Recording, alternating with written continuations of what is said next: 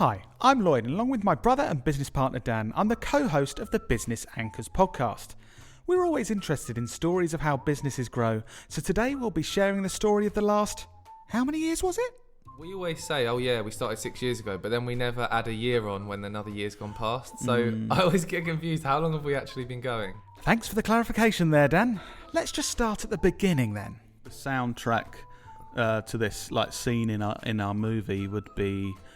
I'm Dan Knowlton, and I'm going to help you grow a huge business. Yeah? I'm going to help you with your marketing. Oh, man. Looking back, that's how I sounded. But without that, we wouldn't be here today.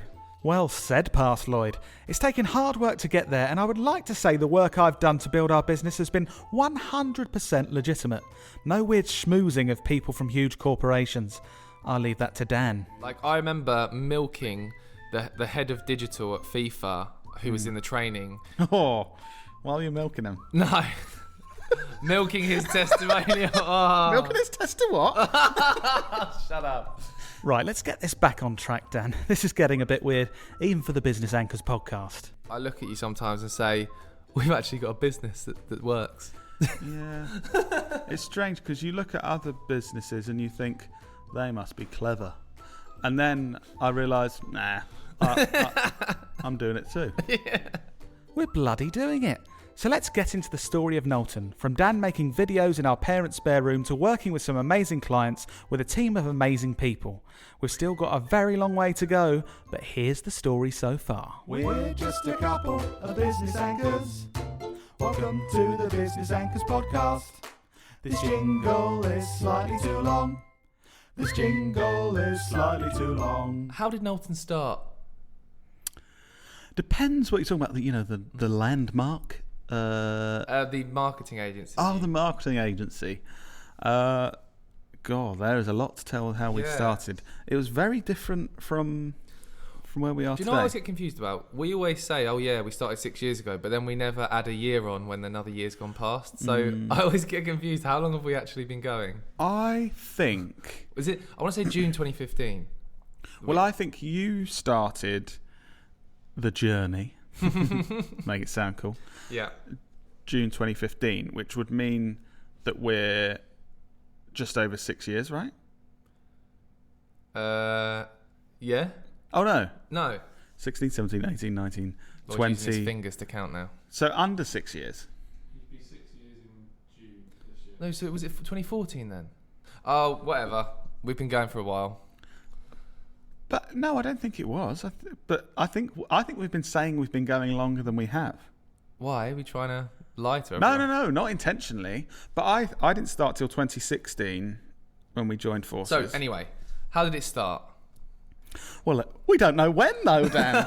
We're going to have to talk for ages on it. Oh, actually, no, I remember. You're gone. So, well, I'll let you tell the story because I wasn't involved at this point. So it started by me having a meltdown in my previous job and calling mum and dad crying, and they said, "Come home, Daniel."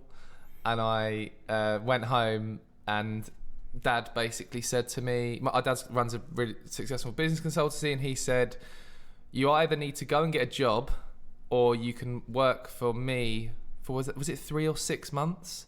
And by the end of that period, you have to prove that you're bringing in enough income to warrant me paying you, basically. I think sorry, go ahead. Yeah. But this is maybe pre-Knowlton, but that was like a starting point to actually doing marketing. Yeah. I don't know, is that... I was going to say, I think this is the start of the journey, and I think it's good that we're honest about that, because obviously you get some businesses that start like, I was eating beans and earning £2 a day. And now I'm a trillionaire. And then you get some people like Donald Trump that go, oh yeah, I'm a self-made man, other than the $10 million loan I had from my dad. Yeah. And I think we're somewhere in the middle, because we were really fortunate where when you took that first leap into trying to do stuff for yourself, Dad basically said, I'll pay you within my business for marketing stuff. Me. Yeah. And like you said, you've got 6 months. So I think we were lucky there, because a lot of when people start businesses and new ventures, you don't always get 6 months. You might have have 2 or 3 months to prove yourself, or 1 month. We were in the most amazing situation, because I'll carry on the story in a sec, but because we were in a situation where my dad had said, right, you now need to go out there in the world and get new business to support them with marketing, and I'll pay your salary for 6 months. My mindset of trying to generate business, it wasn't like my mortgage wasn't going to get paid, or I couldn't eat if I didn't win business. So it was very good to come across in a good way when trying to sell, I think, compared to you've started a business, you're desperate, but you're desperately trying not to be desperate. Whereas I was in the situation where I was all right, but do you know what I mean? Yeah, you say you're all right, but 6 months goes past quick. Like from point zero of basically you've got to prove that you're bringing in more income to the business than you're... So that first chunk of time, I think I learned how to build a website. We were called KPS Digital Marketing. Started KPS Digital Marketing at the time. I built a website, booked on loads of networking, built some social profiles, and just went out there and sort of said to people, yeah, we do marketing and stuff, not knowing what I was doing. Did that for a bit. Actually I remember that one of our first clients was... Well, hang on. No. No? I'm going to stop you there. Go on then. So that was the start. Yeah, go on. That's where it started. Yeah. Notice the main character of the story isn't in there yet. yeah. No, I was getting to you. I want to firstly, so that's Okay. how it started. That's like first In our parents' back room. first couple of months. That was it. Where are we now? I'll let you go on. I'll let you do this bit. Okay. You wanted to change direction of the phone. Go on. No, I'm a bit of a storyteller, sort of a creative, so I'm trying to build this. So the end point is today. Well, we're not at an end point. Well, we're at the current end point. yeah. Okay. Of this story. Today we're a creative marketing agency, soon to be team of 10 employees here at Knowlton, working with amazing global clients, global brand, and we've got amazing people, amazing creative people here that we work with. And I don't know about you, but I feel like in the last probably like 18 months, 2 years, I feel like we found our like what we do, what we're the best at, what we're better than anyone else at, and I think that's taken about 5.5 years to figure out. Yeah, who knows, because we don't know how long the business has been going. But no, you're exactly right. I think that the first kind of 4 years where it was just you and I, it was us just figuring out what on earth we're doing. Like, we've only really hired people and actually started building a team and actually got out of our parents' back room in the last 2 years. Has it been 2 years? Yeah, about that. Yeah. So now we hired people longer than 2, but yeah. Oh, did we? Yeah. So that's where we are now. The story, we're still only 10% through the Knowlton story, by the way. At this point, I know it said it's the end point, but we got so much to learn and so much more to do. Yeah. But we thought we'd kind of reflect on how we got here over the last however many years. We don't know if it's 2 or 10. And hopefully people gain value from it. Yeah, I think I've got some like key lessons along the way that I look back and think like that was a pivotal thing. And if other people can pick up that, I think there's some really valuable stuff. And also, when you came up with this idea, Dan, for this episode, I thought, I always look at businesses and I always think, I wonder what their story is. Like, how did they start that? How did they, that's a really cool creative company and they've got 29 employees. Yeah. How did they get from 1 to 5? I think that's interesting. Yeah. So how did we get here? so where were we in the story?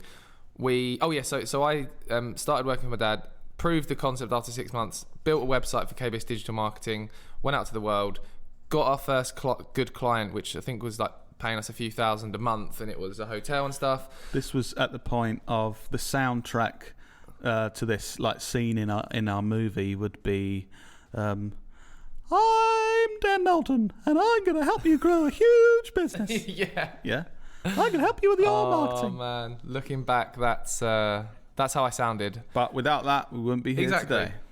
So then I think that was around the point where Lloyd wasn't enjoying his job, and I think, did you quit around then, and then Dad kind of gave you the same opportunity once I'd proven my... Is that about right? You tell me. No, I spent over a year thinking, why... I hate my job. and I've got responsibilities like a wife and a mortgage. And Dan doesn't have that yet. Why is my dad giving him the opportunity? Why does he believe in him and not me? And we've actually discussed this previously. That genuinely was the case because Dan very much at that point was showing the outside world, oh, I'm good at stuff and would be a good employee. Whereas I've never felt the need to show anyone I'm good at anything. Certainly not at that point. So I was just saying like, yeah, I could definitely like run my own business and do stuff like that. And Dad was like, well, it'd be great if we could do something. If, you know, what do you do? Can you tell me? And I'd be like, nah, not telling you, but I'll do it. You idiot. Yeah, so that was at that point. But yeah, I got into I actually got a new horrible manager that was above me in my old job. The job was a job I really enjoyed until he came in, and he wanted me out from day one. Make this thing purple. I made it purple for you. Why did you make it purple? Why did you make it purple? I'm going to tell the owner. Huh? What? So you weren't enjoying yourself there, were you? And it got to the point where I was looking for lots of other things, and then eventually Dad gave me the same opportunity. Like, Lloyd, I did it for Dan a year ago, and now he's smashing it with huge businesses. So I came in and I did some weird stuff. You did some weird stuff. Yeah, go on. I was basically a customer experience consultant for about 6 months. Which weirdly, I did actually get income that within that 6 months. I've been customer service experts. Yeah. Lloyd labelled himself as a customer service expert. Never done anything. Well, no, you had actually had experience in it in your... But yeah, not enough to try and do that. Screwing your face up. Yeah. So you built your own website. You printed 10 million business cards. Yeah, I only ever needed 4. Yeah. And they had a spelling mistake on, so no one would ever get in touch with me. So I think you did that alongside me doing my thing. You did that for a while. Yep. And then there was a pivotal moment. And also you are and were very creative. You've done stuff with video and websites randomly in your own time. And then we went on a walk, didn't we? Was it a charity walk? It was like a practice walk for a charity walk. Yeah, practice for a charity walk. And we both had a conversation. It was like a, 6-hour walk or something. And we said, we work in the same office doing 2 completely different things. You've got opposite skills that would complement my skills. Why don't we just join forces and work together on what I'm doing? And then we were like, yeah, all right. Yeah. And by we, you meant I said that. And you said, yeah, great idea. Yeah. But yeah, it was weird how I've been thinking of, we should definitely be working together rather than doing separate things. And I thought, right, I'll actually talk to Dan about it today because I'm excited about it. Yeah. But I had no idea how you'd feel about it. We were still wearing suits at this point. Oh, yeah. Probably for the walk I was. Probably just handing out business cards on the way. But yeah, straight away you were just like, yes, definitely. Why haven't we been doing Do you remember this? we did that launch video in the back room in the office? Yeah, wearing matching the same blue shirts. I think. Yeah. Which weren't even on brand. So I don't know why we had matching shirts. So then, since then we joined forces. Then a couple more years, we sort of just tried to figure out and did some video projects for people, did some marketing. Yeah. We started getting better opportunities and more things because we were working together with my creative skills and my basic video skills at that point to promote Dan's personal brand, where Dan started talking at some small events and things about marketing. Yeah. So it did. Lloyd was using Cyberlink Pro to edit our videos. Cyberlink Pro Director. Which is Barney shaking his head. It was terrible software. It really, looking back, it was terrible. I mean, I'm not saying it's terrible, I've just never heard of it. Yes. Yeah, it was no one's bad. heard of it. Yeah.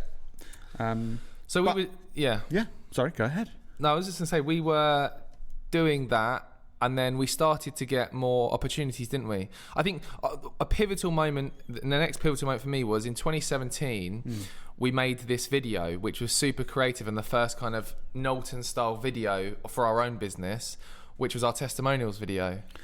Yeah. That was like a pivotal moment. Yeah. If you haven't seen it, it's on our YouTube channel. It's basically a video where we went out and filmed testimonials with our actual customers, and we also dressed up as characters and pretended to comment on ourselves. And it was quite witty and fun. I think I will always look back on that video think fondly, because we always say about it's okay to look back at your old stuff and cringe. Yeah. I definitely cringe at like the quality of the video. Yeah. And I look at like, but the creative that direction. light, that's not even in focus. Why do we do that? Yeah. But actually, still today, that would be a great video. Yeah. And that really set did the tone for like we can act like we could create something that was selling our business that everyone was commenting on and sharing, saying, "Oh, this is so good." And I was, at that moment, I was like, yeah, wow. It was like that light bulb moment, wasn't it? Of, hang on, no one watches videos normally of going, I work with KPS Digital Marketing because they're a great marketing. And we got everyone to watch 5 minutes of that, like thousands of people. And it was like, hang on. And I think at the end creative. of the video, we put some text like, you've been watching this for 5 minutes. This is an advert or something. And then we had loads of people commenting saying, I've just watched a 5-minute advert for your business and love it. And this is the kind of comments we get now with our content. So that was around 2017, wasn't it? And, we had enough people we were working with to get in a video. So we had a handful of clients we'd worked with. Small local businesses. Yeah, small local business. But I think this is a good learning point, I think, that is really key. So looking back at the work we did in 2017 in comparison to now, you look at it and just go, that's shit. However, I charging think a lot less. throughout the whole business, we exceeded the expectations of people we were working with. So yes, we weren't winning £100,000 deals to work on some video campaign, but we might have done something where someone was paying us 450 quid.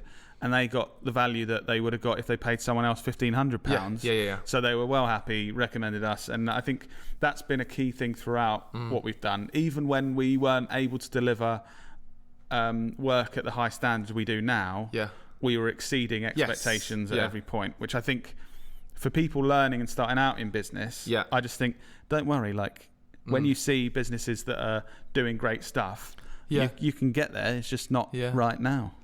Yeah. And then I think ongoing from there, I think the kind of main pivotal moments were mainly getting more credible customers. Because when credible, like for example, the next one I'd say was Thanet and Kent District Council and Kent County local Council. Councils, They started working with, or like invested in working with us. And then at the time we thought we'd run the lottery, because if a council is showing that they trust you, it then shows other businesses that you can be trusted, and that's a credibility factor. Again, it was just that simple thing of, on your website, and when you're doing a pitch for sales or whatever, although we never used to pitch at that point, but trying to sell something, you have a Kent County Council logo, and it's kind of like, well, they can't just be a guy that's going to scam you. At least they've worked with them. I think that definitely helped us, our first like local credibility. That was good. Some of the best feelings I've ever had in this business are when we've won like a client that we know is going to change our business. Like I remember Eurotunnel was the next one up, and I remember us like jumping around in the air in the back room in our parents' room. Like we were so, it was like a rush of I don't know what it was, euphoria, because we were like a brand that like is really well known, trusts us. It was the first brand we worked with, or business we worked with, that we thought someone anywhere in the UK could recognise that logo. And I remember being in a service station coming back probably from some shit networking meeting where I had a fry up. And you calling me and said we won it, and I remember saying like, this is this is going to change turning point. For the first time we can talk about working with. I'm actually getting goosebumps to talk about it now, because it was a real moment, isn't it? This is where another lesson to learn, guys. This is where we started what we now call milking the top 10%. Yes. And I think any business owner should be doing this. So what on earth is milking the top 10%, Lloyd? So milking the top 10%. So a lot of businesses work with a load of clients and say, look at all this work I've done with all these clients. Whereas we have always had the thing of, let's not shout about the things that we don't want to do more of as the business grows in the future. So, when we worked with Kent County Council, we then weren't shouting about like a little bakery we worked with down the road from us, because it's like, we want to be portraying that we work with credible clients like Kent Council. So we're talking about that. Then we started work with Eurotunnel, and we're talking about working with Eurotunnel. And as it went on, and I guess the next kind of stage where we really that milking the top 10%. And I think something that was great for our business is Dan had an opportunity where we built up Dan's personal brand enough in the marketing space that you had the opportunity to deliver training to a lot of big brands that are known around the world, which that classic milk in the top 10%, then we're always going to be like, we've worked with these big well-known brands of FIFA and Nestle and stuff, because it's like, obviously that's going to attract more of the work we want than saying Barbara's Baps down the road.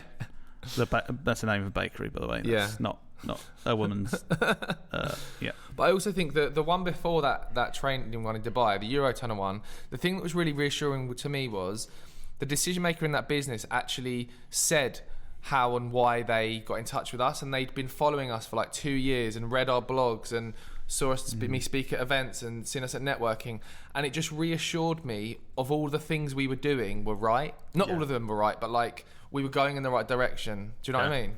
Yeah, definitely, because we've always had that long-term approach, the inbound approach we've spoken about in previous episodes and stuff, which is always scary because you're just saying, this will work long-term, but you don't know until the long-term happens. At least a couple of years.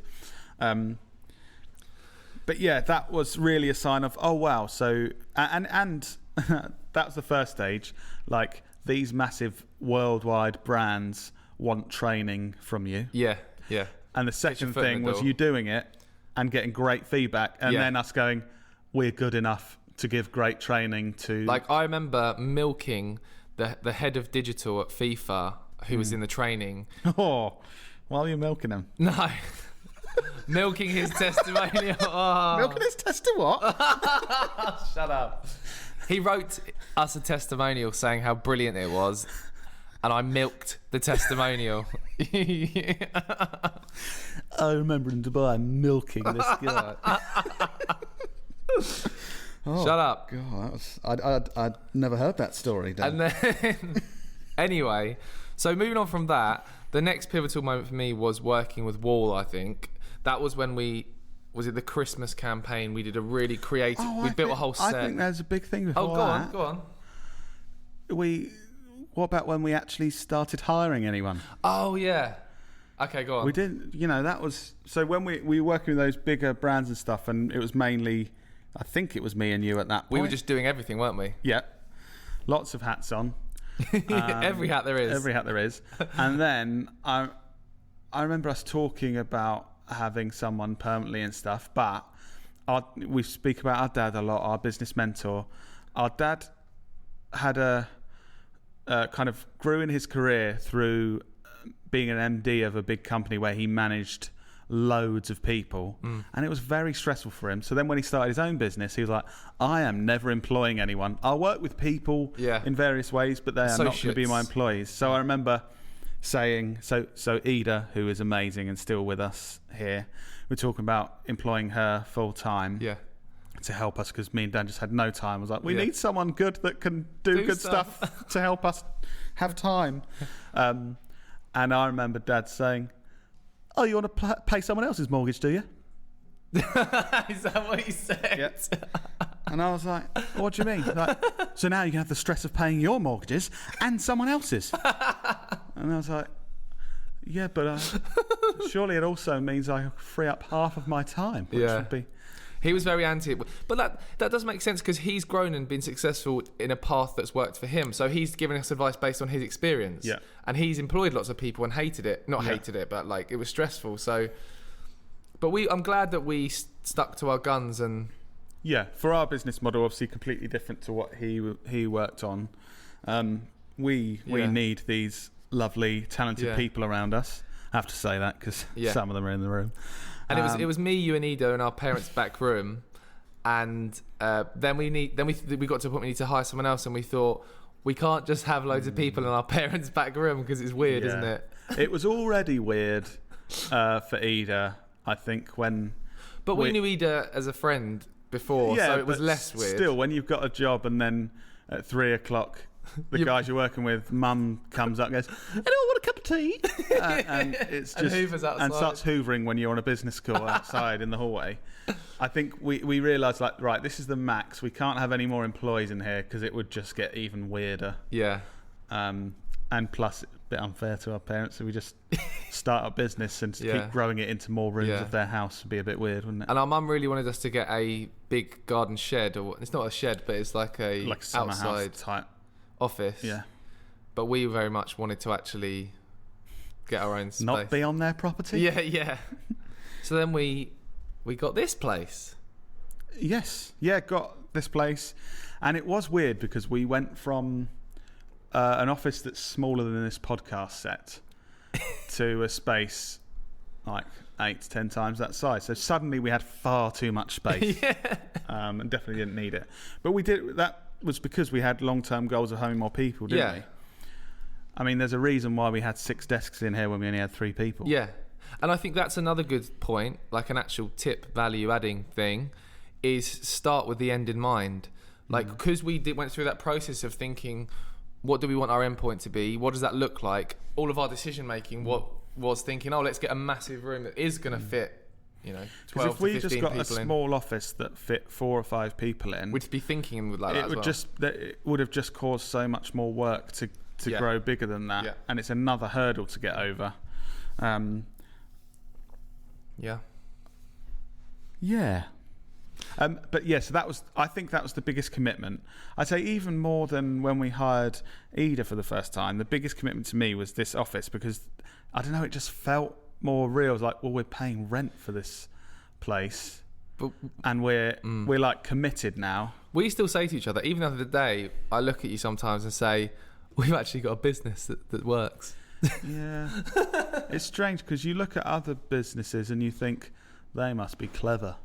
And then I realise, I'm doing it too. It's weird, isn't it? So we moved into our new office. We had an exciting project with a global personal care brand. That went amazingly well.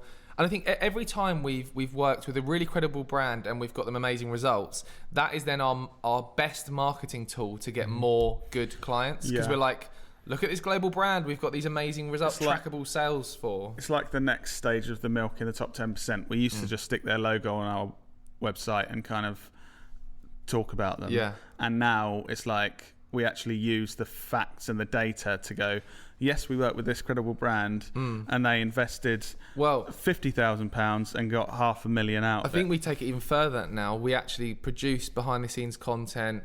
We've got stories going out as we're doing shoots and things, teasing people to show them the process of what we do, and then we talk about the results once the campaign's gone live. And even to the extent where we make less profit on a project because we pay someone to be doing behind the scenes footage, and we use our in-house resources to create that content, schedule that content, get it out there. Like you said, it's part of our marketing. I said to you before this podcast, our best marketing tool is when we do client work, produce a cool campaign, and then we can shout about it. That's consistently we get new deals coming in when we show the good stuff we do. So any opportunity we have to show more of that, I love it because it's makes my job easier. Yeah. So then we 3 became 4. We hired another person. Basically, we finally committed to having someone for video stuff, so I didn't have to do everything. Yeah. That was a good day. Obviously made sense. Cyberlink Pro was no more. Yeah, that was good. That was good. And it's like, this could actually work as a proper business, because if we have those people focusing on the video, then I can focus on other stuff that will grow the business. Yeah, that makes sense. And then did we hire another 2 people? Or? Well, then COVID happened. Oh, then COVID happened, yeah. Which obviously I panicked and wanted to just start new businesses, really. Yeah, we went for that walk, didn't we? And you wanted to start a seed subscription business when there was a shortage of seeds in the world. I still think that could have been great. Yeah. And I was like, Lloyd, we've built something good. We've proven this. Let's actually go double down on this business rather than trying to start a seed subscription business that we've got no... Yeah. And after a brief panic, it was all worth it, wasn't it? Yep. Then we hired 2 more people. Yep. Then and 3, now, then 4, then 5, then 6, then 7. Yeah, now we're hiring another 4. Yeah, so... Did you looking back, when we started and we were, oh, hello, I help your business, when we were those people... Did you think we'd get to this? No. What did you think our end point would be? If it wasn't for you, we never would have. Like if I just started a business, I'd still just be in my pants doing it on my own. Because Yeah, but at the same time, if it wasn't for you, now we've actually got a business. You're very structured and organised and help drive the direction. now I add a lot of Yeah, value. you needed me to But just... I think it's the difference in our personalities and why you're good at stuff at like going to the gym and being like, because I need to see like where I'm going to be motivated to do Right. it.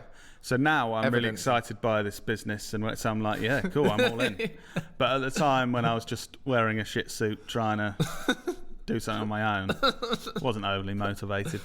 You had your Burton's one piece, Yeah. 2 piece. But I think, and also I didn't think of this business because I think like every business, if you think like Amazon didn't start out to be the biggest retailer in the world. Yeah. It started out thinking there was an opportunity to sell books on this new thing on the internet. Yeah.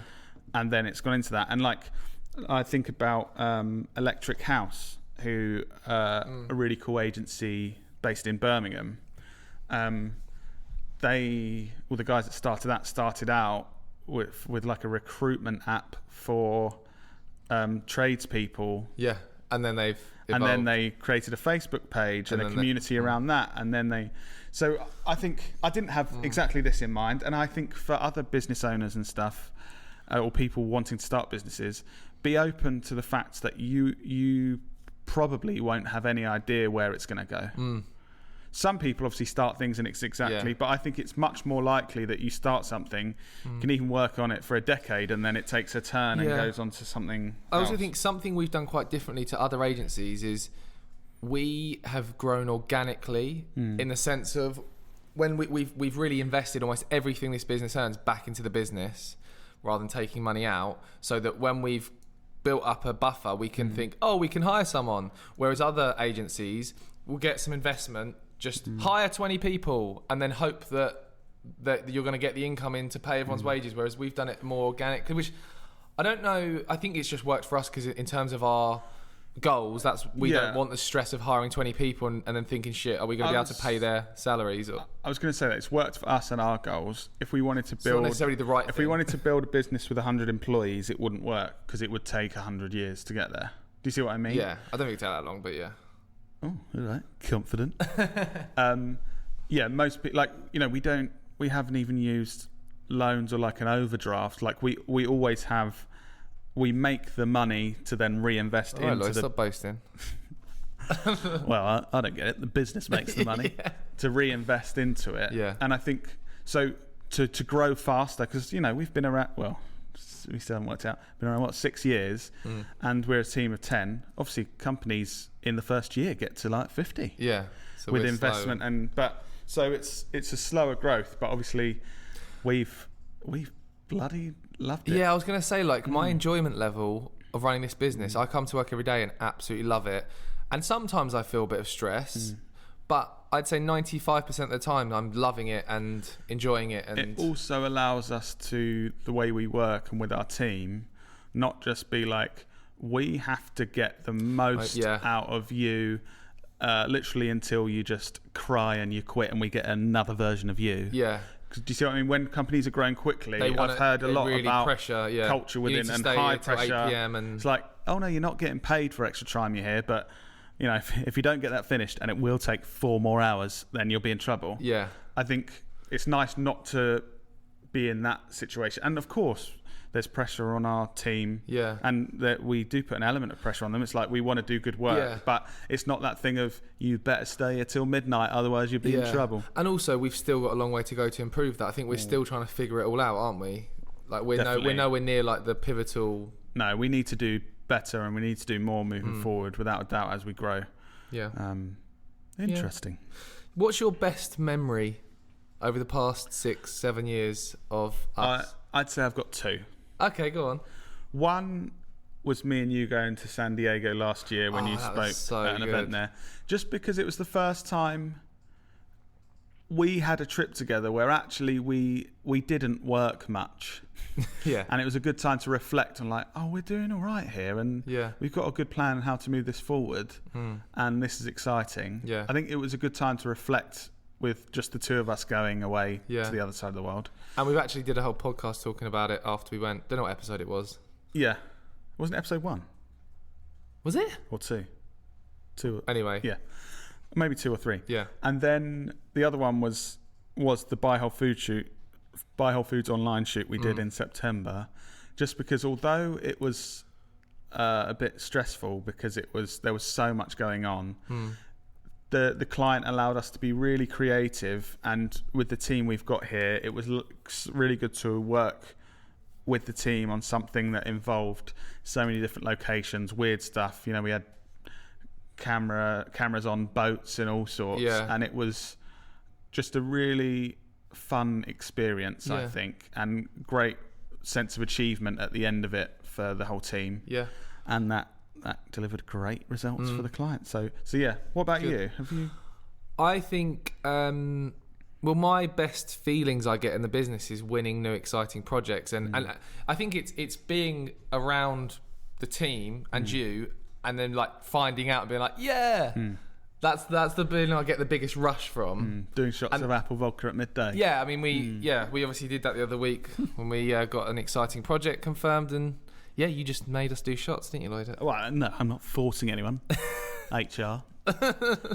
You offered the team shots, and we basically just stopped working. And Don't just blame that on Lloyd. Yeah. it was me as well. I got excited. You have done that before. No, but I think it's when you go through a process with any project and it's back forth, and you're heavily invested into it, and it's something you really want to work on. When you eventually, and some of those don't come off, and it feels rubbish. But What's been your worst memory? Oh, my worst memory. I guess my worst feeling is when I'm not delivering based on what I'm marked on or what I need to deliver. So I need to deliver sales in the business. There's been periods of time where we've lost money each month because I'm not getting enough business in, and it's my responsibility. That's when I feel the worst. Yeah, so you should, mate. Yeah. But I think, again, comparatively to other people, that feeling is rubbish, and I put a lot of pressure on myself to work harder and longer hours to try and claw back the feeling of... Like, compared to other people who are going through terrible things and hate their job and other people, their job is that feeling every day, and that's normal. Yeah. So I feel very, very fortunate and lucky that I can't think of... I'm trying to think of like anything really bad that's happened, but I can't really... Well, I don't know. What have you got anything in mind? I have... There's not one thing, but whenever there's been a moment where any client has shown any signs of not being happy with something we've done, I feel the shittest, like... That's true, actually. And it's only happened, like, over the however many years, 3 or 4 times, there's been someone that's gone, this actually isn't good enough. And it really throws you back, and I'm like, suddenly I doubt everything in the world ever. Yeah. And I'm like, that's true, actually. And it just, I think, like, say I get an email at 4 p.m, Lloyd, this isn't quite good enough. We're not happy. Good enough. We're not happy with that. I won't sleep that night. Yeah. I'll be thinking about it. But I think horrible. I think this is a good thing, and this reminds me, like the classic interview question: tell me some of your weaknesses, and then someone says, "My weakness is I try really hard." I feel it's like that. I think it's a good thing that you don't sleep at night when. And we feel terrible because it makes us try that extra bit harder to deliver. I will do anything to avoid that feeling. Oh, God, yeah. Because I feel the same as you. That is a good point. I suppose you're right, actually. That is good. Because if I was just like, it's all right, then we'd just continue to make mistakes. Again, looking at my role of delivering sales for the business, I want current customers to spend more and re-sign up. So if we're pissing them off and not delivering, they're not going to sign up. But we don't do that very often, and we've just re-signed a very exciting global personal care brand that we're going to be working with.